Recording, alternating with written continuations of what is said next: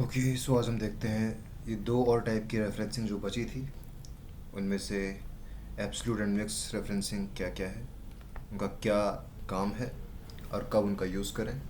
तो हमने रेफरेंसिंग के बारे में पढ़ा था। रेफरेंसिंग में हमने कहा था कि रेफरेंसिंग एक्सेल में क्या है, किसी एक सेल का नाम दूसरे सेल में लिखना, जो कि इक्वल्स टू लगा के एंड देन सेल का नाम लिखना पड़ेगा। जैसे फॉर एग्जांपल मैं C3 सेल में B2 का रेफरेंस देना चाहता हूँ, तो B2 को लिखने से पहले मैं इक्वल टू लगाऊँ एंड देन B2 लिखूँ, और यही रेफरेंसिंग है एक्सेल में। इससे वहाँ का डेटा यहाँ ट्रांसफ़र हो जाता है, ये इसका फ़ायदा होता है। वहाँ आप कोई भी चेंजेस करोगे यहाँ पर भी देखने को मिलते हैं। ओके, अब हमने इसके बाद रिलेटिव रेफरेंसिंग समझा था। रिलेटिव रेफरेंसिंग का मतलब ये था कि आप अपने ऑटोफिल हैंडल को जिस डायरेक्शन में ले जाओ, उस डायरेक्शन में आपका रेफरेंस भी चेंज होगा। रेफरेंस किसका किया हमने? P2 का, तो हमारा रेफरेंस चेंज होगा। मैं नीचे ले आऊँगा तो अब B2 के नीचे क्या है आप ये सोचिए, वो है B3। तो B3 यहाँ पे आ जाएगा। ये रिलेटिव रेफरेंसिंग हमने पढ़ लिया था। आज हम जो पढ़ेंगे वो है एब्सोल्यूट रेफरेंसिंग, उसके बारे में हम समझेंगे। Okay, absolute referencing. अगेन मैंने ये जो तीन तरह की रेफरेंसिंग आपको बताई थी, मैंने एक बात बोली थी शुरुआत में ही कि ये तीनों तरह की रेफरेंसिंग के बारे में सिर्फ और सिर्फ तब बात की जाएगी जब ऑटोफिल हैंडल का यूज़ करें। अगर ऑटोफिल हैंडल नहीं है तो ये तीन प्रकार की रेफरेंसिंग पिक्चर में मौजूद नहीं होगी। अब एग्जांपल के रूप में मैं कह रहा हूँ इक्वल्स टू E1। ओके, अब E1 का रेफरेंस कभी भी चेंज ना हो, E1 किसी दूसरे सेल में कभी भी चेंज ना हो, ऑटोफिल करें हम तब। तो इसके लिए हम क्या करेंगे, इसके लिए हम इसको एब्सोल्यूट बनाएंगे। और वो कैसे करेंगे, हम इस कॉलम को यानी कि ई कॉलम को एंड रो को यानी कि फर्स्ट रो को लॉक कर देंगे। क्यों इन दोनों को क्यों लॉक करना है? क्योंकि इन दोनों से ये बना है। एंड इसको लॉक कैसे करेंगे? सिंपल है, आप यहाँ पे ई कॉलम के आगे डॉलर सिंबल लगाएं एंड 1 के आगे भी डॉलर सिंबल लगाएं। डॉलर सिंबल न्यूमेरिक की 4 के साथ है, शिफ्ट के साथ आप 4 दबाएंगे तो डॉलर सिंबल अप्लाई होगा। तो $E$1 यहाँ पे लिखा हुआ देखने को मिल रहा है, और इसका मतलब E1 सेल हमारा लॉक हो चुका है। ठीक है, अब मैं ऑटोफिल हैंडल किसी भी सेट करूँ, मैं चाहे नीचे करूँ चाहे मैं ऊपर करूँ, हमारा रेफरेंस कभी बदलेगा नहीं। अभी E1 है तो अब E1 ही रहेगा, चाहे मैं कहीं भी ले जाऊँ। ओके, तो एब्सोल्यूट रेफरेंसिंग ये है जिसमें कि आपका जिक्र किया गया सेल, जिस सेल का आपने जिक्र किया है वो कभी बदले ना। जैसे हमने यहाँ पे E1 का किया और हमने फिर इस पर डॉलर सिंबल लगाए एंड देन इससे ये सेल लॉक हो गया। ओके, वहाँ लिखा गया डेटा ऑफ कोर्स अब हर जगह देखने को मिलेगा जहाँ भी मैं इस पर्टिकुलर को ऑटोफिल करूँगा। Okay, we got it, idea हमें समझ में आ गया क्या मतलब है इस पूरी चीज़ का। ठीक है, तो absolute referencing and mix referencing का एक एग्जांपल देखते हैं। तो कब हम इसको यूज़ कर सकते हैं, तो मान लेते हैं कि जैसे मैंने यहाँ पर बना रखा है टोटल एंड यहाँ पे मैंने बना रखा है परसेंटेज। ओके, तो हम टोटल निकालना चाहते हैं बच्चों का। तो टोटल निकालने के लिए ऑफ कोर्स पहले हमें डिफरेंट मार्क्स की ज़रूरत पड़ी।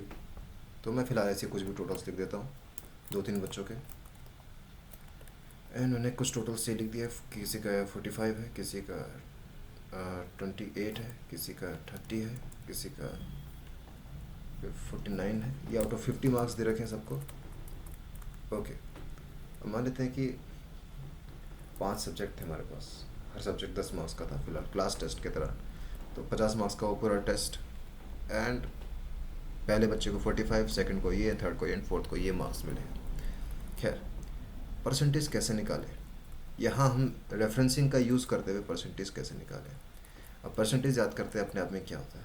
परसेंट मतलब पर, ओ सॉरी, परसेंट मतलब होता है पर मतलब डिवाइड, ठीक है ना। पर का मतलब क्या होता है? डिवाइड। एंड सेंट मतलब 100, यानी कि divide by 100। Percent is divide by 100। कभी मैं कोई चीज़ लिखूँ कि 50%, इसका मतलब हुआ कि 59/100 it is equal to this. यानी कि 59% को अगर हम नंबर के रूप में देखें तो ये होगा 0.59। तो मैं 0.59 बोलूँ या 59% बोलूँ, इट्स सेम। बट परसेंट का मतलब ये हुआ। ओके, अब परसेंट निकालते हैं, कैसे याद करते हैं? परसेंट निकालने के लिए हमें यूज़ करना पड़ता है ये formula, obtain marks upon total marks and then into 100। Okay, तो ऑब्टेन मार्क्स यहाँ पर पहले बच्चे की 45 है एंड टोटल जितने से उसने अचीव किए मार्क्स वो है आउट ऑफ 50। तो 45 अपॉन 50 हमें इस तरह की कोई चीज़ करनी है ऑफकोर्स। तो वो कैसे करेंगे? हम लिखेंगे equals to 45 upon 50। That's it, ये आंसर आ गया हमारे पास। ठीक है, बट देन इंटू 100 भी करना था, इंटू 100। तो मैंने इंटू 100 ना किया, ना करके उस समय पहले एंटर दबा दिया था। ऐसा मैंने क्यों किया, इसका रीज़न रहा होगा ऑफकोर्स। तो जब भी हम एक्सेल में इस तरह से परसेंटेज या रेट्स के साथ काम करें तो हमें बस इंटू 100 नहीं करना है, ये ध्यान में रखना है। ऐसा क्यों, मैं बताता हूँ। तो 45/50 हमने कर दिया। अब मैं इस सेल को सेलेक्ट करता हूँ और होम टैब नंबर ग्रुप में जाके इस टूल को क्लिक करता हूँ। तो क्या होगा देखना, देखिए क्या होगा। उसने परसेंट लगाए, और परसेंट लगाने का मतलब ही क्या है? परसेंट का मतलब होता है अपॉन 100। तो 0.9 इज इक्वल टू 90%, जो भी बताया था मैंने आपको, इसलिए इस तरह से दिखाई दे रहा है। तो यानी कि वो जो टूल है वो परसेंट भी लगा रहा है और ऑफ कोर्स वो पॉइंट वाली वैल्यूज़ को सेपरेट हटा रहा है उस समय। ठीक है, कहने का मतलब आपको इंटू 100 करने की जरूरत है टोटल मिला के। अगर इंटू 100 करोगे तो ये 9000% आएगा ऑफ कोर्स। ओके, चलिए, अगर ये चीज़ समझ नहीं आए बाद में पूछ लेना, फिलहाल हम रेफरेंसिंग के बारे में समझ रहे हैं। तो 45/50 एक्सक्यूज मी, तो 45/50 हमने निकाल दिया इस तरह से इस पर्टिकुलर पर्सन का परसेंटेज। मैं ऑटो फिल करता हूँ और ओके परसेंटेज 45/50 ही क्यों आ रहा है? सबके उसमें 45/50 ही क्यों लिखा रहा है? क्योंकि हमने जब ऑटो फिल किया तो ऑटो फिल में हमने यहाँ पे क्या लिखा था, 45। एंड 45 को जब हम ऑटो फिल कर रहे हैं तो बेसिकली वो कॉपी पेस्ट हो रहा है वो डेटा। तो अभी हमने रेफरेंसिंग के बारे में पढ़ा था। रेफरेंसिंग का मतलब होता है किसी सेल का जिक्र करना दूसरे सेल में। अगर मैं यहाँ पे जिक्र कर दूँ इस सेल का A5 का, तो इससे क्या फ़ायदा होगा? पहला फ़ायदा तो ये है कि हमें लिखने की ज़रूरत नहीं पड़ी वही डेटा दोबारा।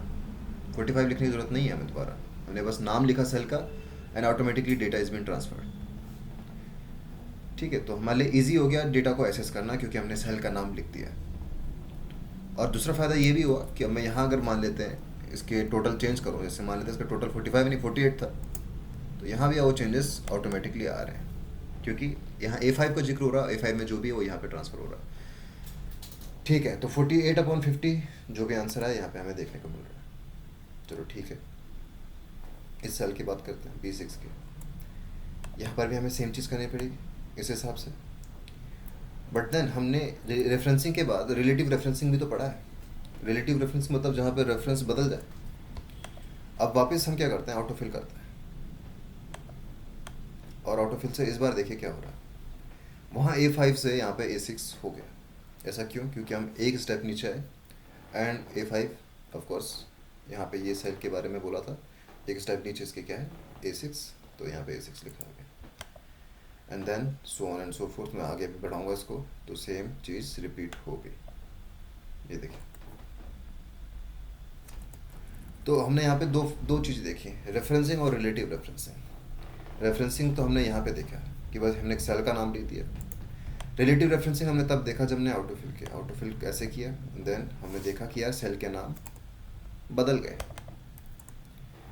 तो हम देख सकते हैं रेफरेंसिंग की मदद से एक्सेल में कितना काम आसान हो जाता है। ठीक है, ये चीज़ हो गई हमारे पास, इतने पार्ट में हमें कोई दिक्कत नहीं है। अब एब्सोल्यूट रेफरेंसिंग का भी एग्जांपल देखते हैं। तो मान लेते हैं कि ये टोटल मैं 50 यहाँ ना लिख के कहीं और लिखता कि टोटल जो है ऑटो 50 है। ठीक है, और मैं यहाँ ऑटो 50 ना लिख के ये सेलेक्ट करता, तो इससे अगेन वही फ़ायदा है कि यहाँ पे मान लेते हैं कि टोटल जो मार्क्स है वो 50 नहीं थे, वो 60 थे। आउट ऑफ 60 था पेपर, हमने गलती से 50 लिख दिया। तो हमें हर जगह डेटा चेंज करने की ज़रूरत नहीं है, हमने बस इस सेल को सिलेक्ट कर दिया, ये डेटा यहाँ ऑटोमेटिकली ट्रांसफ़र हो जाएगा। बट देन मैं इसको ऑटो फिल करूँ तो ये क्या सही होगा? और यहाँ पे आप देख सकते हो कोई एरर भी लिखा आ रहा है, एरर का नाम है डिवीज़न बाय ज़ीरो। ऐसा क्यों? क्योंकि जब हमने ऑटो फिल किया तो ऑटो फिल करते समय हमने ध्यान नहीं दिया कि रेफरेंस बदलेगा, ये जो हमने रेफरेंस लिखा है D2 ये बदलेगा, क्योंकि ये एब्सोल्यूट थोड़ी ना हो रखा है। एब्सोल्यूट कैसे करते हैं? डॉलर सिंबल लगा के। तो हमें यहाँ पे डॉलर सिंबल लगाने थे इस तरह से, तभी जाके ये एब्सोल्यूट होता। एंड देन मैं अब नीचे करूँ तो हो क्या रहा है, यहाँ पे हम देख सकते हैं कि रिलेटिव रेफरेंसिंग भी देख रहे हैं, लेफ़्ट साइड ये बदल रहा है, लेफ़्ट साइड A5 A6 में बदला, A7 में बदला, A8 में बदला, लेकिन राइट साइड D2 ही रहा। राइट साइड देखिए D2 D2 D2। तो रेफरेंसिंग करके हमें टोटल ला के क्या फ़ायदा हुआ? बेसिकली इससे ये फ़ायदा है कि हम डेटा चेंज कर दें। अब मान लेते हैं कि यहाँ पे मैंने डेटा चेंज कर दिया, इस बंदे के मार्क्स 28 नहीं 31 थे, यहाँ चेंजेस देखने को मिल रहे हैं। और ये आउट ऑफ टोटल 50 नहीं था, ये आउट ऑफ 60 था। तो हर किसी का 60 से डिवीज़न होने के बाद आंसर थोड़ा चेंज आ रहा है। तो दिस इज़ इट, ये फ़ायदा है हमारे पास रेफरेंसिंग का। तो अभी आपने एब्सोल्यूट रेफरेंसिंग भी देख ली। एब्सोल्यूट रेफरेंसिंग यानी कि ऐसी रेफरेंसिंग जो बदले ना कभी भी, ठीक है। इसके अलावा एक और टाइप की रेफरेंसिंग है मिक्स्ड।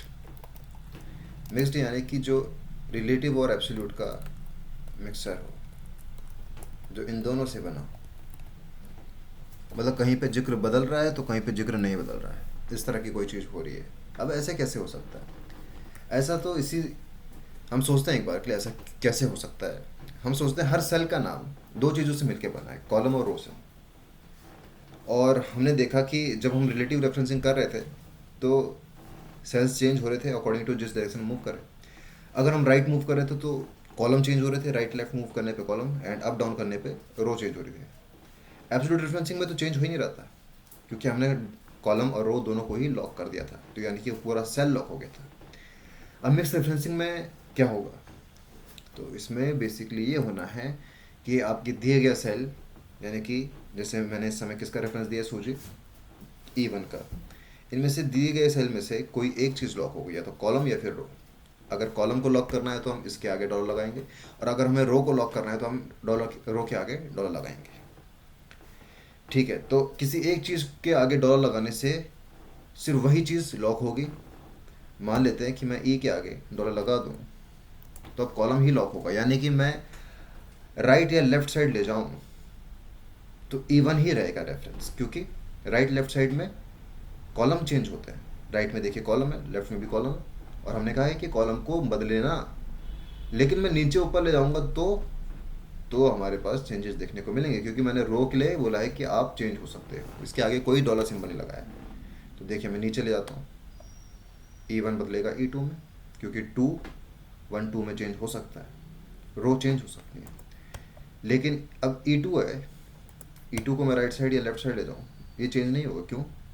ये E2 ही रहेगा। क्यों? बिकॉज इसके आगे हमने डॉलर सिंबल लगाया, यानी कि हमारा कॉलम यही रहेगा, ये पूरा कॉलम यही रहेगा, हम इसी कॉलम में घूमते रहेंगे, लेकिन हमारी रो चेंज हो सकती है अगर हम नीचे ऊपर जाएं। अब मैं ऊपर जाता हूँ वापस, तो यहाँ पे E1 का आएगा ऑफकोर्स, तो हम उसी कॉलम में रहेंगे, लेकिन रो हमारी चेंज हो सकती है। अच्छा, अब हम दूसरी तरह से करते हैं, इस बार हम रो को लॉक करते हैं।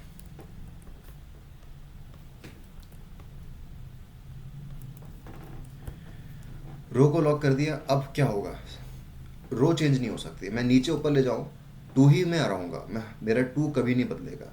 लेकिन मैं राइट लेफ्ट साइड ले जाऊँ तो मैं C में हूँ, तो जैसे राइट में ले जाके D में बदलूँगा, मैं D2 में आ जाऊँगा, यहाँ पे मैं इधर ले जाऊँगा E2 में आ जाऊँगा, पर मैं 2 को बदलते हुए ना देखूँगा कभी, 2 सेम रहेगा हमेशा।